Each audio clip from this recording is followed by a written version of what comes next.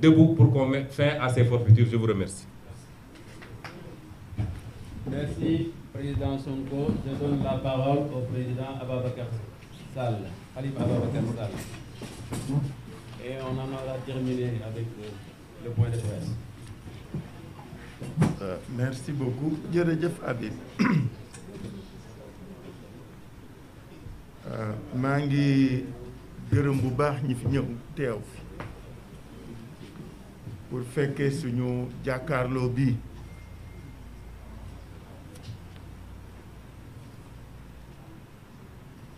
Je crois que ñi ma jiitu wax nañu lu bari ci li nga xam ni mooy solo jataay bi tey may doore sama kàddu rekk ci turu leader yépp pour di jaale Ousmane Sonko ak parti Pastef li leen dal metti na diis na ci moom ci direction partem ci partem ak ci ñi ci bokk ñépp mais surtout ak coalition bi yépp parce que ay xale lañu yoo xam ne doon nañu jàkkaarloog ñoom gis seen taxawaay gis seen Pastef gis seen cawarte ci li nga xam ne moom lañ bokk yàlla na leen suuf sedd bi ñu weesoo ci njaal boobu ma gërëm ci turu leader yépp bépp acteuru Yewwi Askan Wi muy góor muy jigéen muy mag muy ndaw depuis 6 mois kenn nelawatul kenn toogatul ñu ngi daje ñu ngi waxtaan ñu ngi liggéey pour que dans toutes les circonscriptions électorales ñu bokk fa Ousmane Sonko fàttali na ko léegi ñooñu amee nañ leen njukkal et ñu ngi leen di féliciter di leen remercier dama bëgg aussi ñu xam ni nous sommes fiers d'eux parce que nag élection locale nawetaan la mbirum kër la koñ la quartier ñëppay bokk ñëppay fekke ñëppay yëg seen bopp seen taxawaay ak seen liggéey wane na ni li ñuy def ñor na leen mais surtout la confiance qui nous lie en eux vraiment loo xam ni la dañ ko rafetlu moo tax ñoom ñëpp ci turu leader yëpp ñoo ngi gërëm di sant xale mag ndaw góor ak jigéen di leen nag wax ne day soog a door élection bi du rek déposer liste étape la bu rëy bu am solo ci xeex bi mais ñu ngi jëm ci campagne mais surtout ñu ngi jëm ci vote loolu la ñuy waajal tolof yeeg gàllankoor yeeg lu ci mënte ne ñun ay responsable lañu ñu ngi waxtaan suñu biir incha allah lu ci nekk daañ ko jubbanti continuer parce que nag dara mënuñu dévier ci objectif bi ñu am mooy gagner élection yi ci kàttanu yàlla gagner élection yi kenn mënuñu ko tere ci kàttanu yàlla moo tax gaañe di def li ñuy def donc ñuy engager camarades yi bu kenn baisser les bras xeex jusqu'au bout wax nañ ko léegi action yi nga xam ni moom la ñu nar du mooy kenn préfet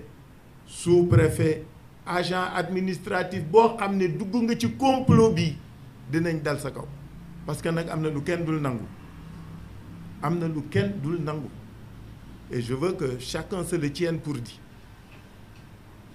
donc gërëm ñooñu bu baax féliciter leen parce que élection yi nag gars yi dafa am fu ñu ko teg du ma répété wu mais bañ ne élection yi mooy déterminer posture 2024 challenge nañu askan wi dama bëgg askan wi am la bonne lecture du contexte li ñu challenger askan wi mooy dañ ne élection locale yi mooy déterminer 2024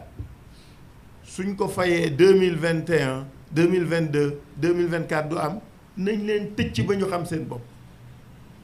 c'est-à-dire faut les dissuader de penser qu'il est possible que ñu doon candidat 2024 parce que du ñun ñoo ko wax ñoom ñoo lié locales yi à la présidentielle je veux que ku nekk comprendre enjeu yi ñu xam ni loolu moo am solo te kenn bañ a juwatloo moo tax élection yi ni mu demee bettuñu comme que dañ ni mooy déterminer 2024 moo tax ñu ciy def liñ ciy def nag kenn du ko nangu parce que su ngeen xoolee liste yi ñu bëgg a rejeter pour des motifs fallacieux élection locale mooy scrutin bi nga xam ni la classe politique et le législateur ont fait en sorte que ñépp mën bokk ci nan dañu oyofal lépp dañu yombal lépp su ngeen xoolee dossiers yi ni mu demee lu oyof la su ngeen xoolee dépôt bi ni mu demee lu oyof la dañu permettre même pour que yëf ki leer que mandataires yi suñu déposer seen liste dès le lendemain mandataire bu nekk mën nga ñëw préfecture ou sous-préfecture xool listu keneen bu ko kenn fàtte démb tey ak suba mandataire bu nekk mën nga dem xool listu Benno Bokk Yaakaar listu keneen ak keneen faut qu'ils en usent pour qu'ils comprennent c'était quoi les motivations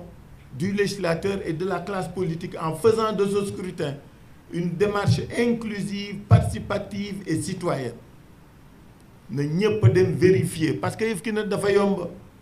gars yi dàq ñu liggéey gënuñu ñu xam problème bi. Comment comprendre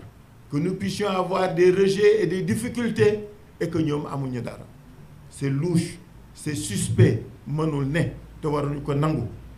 Il faut que les gens le comprennent ainsi et que ku nekk jël sa matuwaay dem leen à tous nos mandataires, à tout le monde, allez envahissez les sous-préfectures, envahissez les préfectures, dem leen xool nan la liste yooyu mel ku leen tere mu jaral leen xeex ak dee parce que seen droit la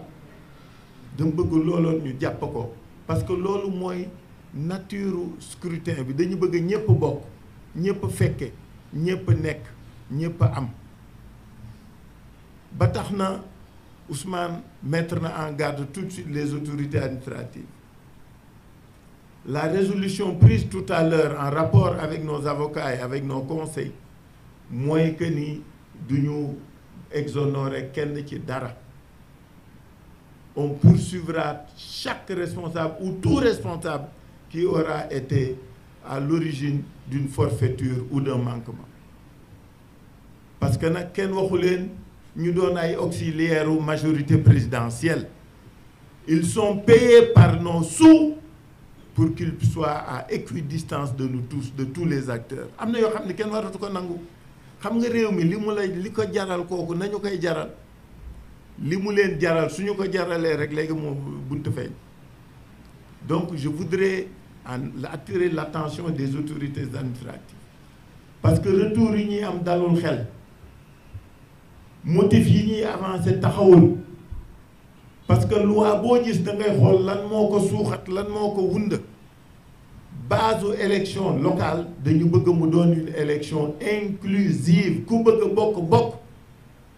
ku bëgg a bokk ci koñ bi ci kër gi ci quartier yi donc loolu na ko ñëpp jàpp na ko kenn xam ñëpp xam parce que duñ ko nangu bi ci des mooy ni nga xam ne noonu la administration bi taxawee bii pa dafa ñaaw dafa rafetul parce que notion de liste incomplète loi bi que ce soit la partie législative ou la partie réglementaire da ko waxe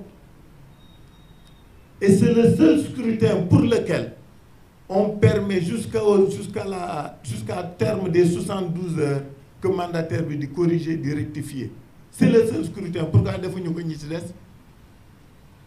parce que xam nañ ni dana jafe dafay diis dafay metti et c'est complexe. De quel droit des autorités administratives s'arrogent le droit de dire toi on te rejette, toi on te garde. Yow on te permet de corriger, de compléter, aux autres on leur dit duñu leen ko defal luy ndeyam loolu mooy problème bi am na lu kenn dootul nangu am na lu kenn dootul bàyyi mu jàll parce que réew mi bàyyi mu jàll moo tax ñu egg ci fii ñu nekk parce que les gens se croient tout permis mënatul ne kii élection la gis nga élection yi nit ñaa ngi koy waaj depuis 5 ans moom ak àllaaxiraayam loo fa yóbbu loo fa dawalul doo ko fa fekk donc nit ñi mun ñu liggéey ba egg si fii ñu bëgg a xëpp suuf ci seen liggéey kenn du ko nangu Et ça, je veux que ce soit dit, compris par tout le monde. beneen bi mooy ci Barthélémy Diaz parce que nag tombé moo waral ay gaaf du loolu la ñuy wax mais xam nga lan mooy problème bi du loolu dama ni xam nga lan moo fi dakk dans ce pays qu'on permette au pouvoir de se choisir ses adversaires. On a vécu le 3 mars 2013, on a vécu le 3 mars 2017, on a vécu le 3 mars 2021 et on veut nous faire vivre le 10 novembre 2021. Kenn du ko nangu du fi amee du fa jàlle. Est-ce que gis ngeen concomitance su temps bi délai yeeg mois beeg année bi dafa mel ni sax yëf kii fétichisme la wala leneen la ci laxasu su ngeen ko xoolee noonu lay nuru de. C'est des choses que personne ne peut comprendre, admettre ni accepter. Barthélémy Diaz, depuis 2011, on est avec lui. On va à chaque fois au tribunal. Day dem ba bi ñu mujjee dem maa nga fa maak moom dañ ñëw ñu sax programmé wuñ ko kuy ñëw suñ la convoqué wul suñ la convoqué da ngay dem. Mais pourquoi maintenant? Pourquoi maintenant? Depuis 1 an et demi, tout le monde sait qu'il se prépare, il voulait être candidat. Depuis plus de 2 ans, il se bat, il part pour Dakar, il se bat. Ñu bëgg def lan faagaagal ko kenn du ko nangu. Kenn du ko nangu. Vous savez, dans les démocraties consolidées, ce genre de situation ne peuvent même pas avoir cours. Parce que c'est une matière dans laquelle, quand on est en période électorale, la justice s'interdit d'interférer dans le combat et les jours. ñu ni délai bi waa ji fixé na ko bu yàgg bi ko waa ji di fixé xamoon na ni novembre ñu ngi ci élection xamoon na ni novembre Barthélémy sera candidat man jugé nañ ma xam naa nañ lañ doon defee renvoi yi mani c'est pas gratuit c'est pas innocent c'est pourquoi on ne laissera pas faire. Je l'avais dit pour Ousmane, Barthélémy ne sera pas le 3e agneau du sacrifice. On ne l'acceptera pas. Et jàppale Barthélémy dafa yomb parce que Barthélémy noppiwul xeexu kenn wuutewul xeexu kenn xeexal na ñëpp de 2011 à maintenant Barthélémy tëdd na fi kaso juróomi at sàccul laalul dara lu dul xeex pour la promotion la défense et la consolidation de la démocratie. dañ ko dul nangu. Faut que les gens se le tiennent pour dit. Ousmane wax na ko cette invite est valable pour chacun de nous, pour chacune de nous. Barthélémy n'est pas seul dans ce combat. Il n'est pas seul dans ce combat. Il aura tout le monde avec lui, il aura tout le monde autour de lui. On sera son écrin pour le préserver. Parce que la justice c'est rien n'est innocent. te nag xam nga dëkk bi li ci am solo mooy ñun dañu xamante de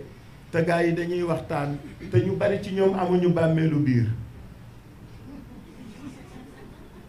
donc ñun on savait li bettuñu on savait qu'il serait investi il serait convoqué moo tax duñ ko nangu. C'est pourquoi je soutiens, je réitère l'invite de Ousmane. Le 10, Barthélémy sera accompagné par tout Dakar, par toutes les populations de Dakar mu dem tribunal ñu xam parce que nag lu ëpp tuuru ce pouvoir ne peut pas se choisir ses adversaires loolu jeex na fi c'est fini personne ne l'acceptera plus et c'est ça l'enjeu de ce scrutin mes chers amis chers concitoyens. L'enjeu de ce scrutin, c'est qu'une haute autorité nous a dit que 2024 sera déterminé par 2022. Nañu fexe ba fay 2024 fay 2024 mooy gagné 2022. am na lu kenn dul nangu réew mi li ci des ci yéen la du ci ñun Sénégal. Dakar ñoo war jóg taxaw defoon nañ ko 2009 def ko 2012 def ko 2014 na leeraat naññ 2022 que Dakar et le Sénégal disent à ce pouvoir-là que du ngeen ñu moom du ngeen ñu mën du ngeen ñu noot te daañ leen gañe daañ leen dóor bu leer nañ incha allah ci kàttanu yàlla. donc loolu laa amoon lu ma wax di gërëm ñi fi toog ñëpp ak ñi fi wut nekk ñëpp di wax nag suñu liste yi suñu mandataires yi ci suuf xeex bi day door nañu def ñoom ñëpp seeni recours nous les accompagnerons nous les aiderons waaye ñi ci des dañu dàq jàng wala dañ ñu ëpp kii bëgg ñu xam élection ba ñoom amuñu benn refus amuñu benn rejet déggu leen ko fenn rejet yi ngeen dégg yëpp c'est des listes de l'opposition ñu nag suñu yeneen nawle c'est louche ce n'est pas clair voilà li ma bëggoon wax président di leen gërëm di leen sant mais surtout di wax askan wi ñoo yewwi seen bopp ñun dañu am yéene ak bëgg-bëgg li leen di yeewu ci ñoom la ñun ak ñoom nag ñoo ciy ànd parce que dañ leen di delloo njukkal. Je vous remercie. Merci beaucoup. Merci, mesdames, messieurs les journalistes.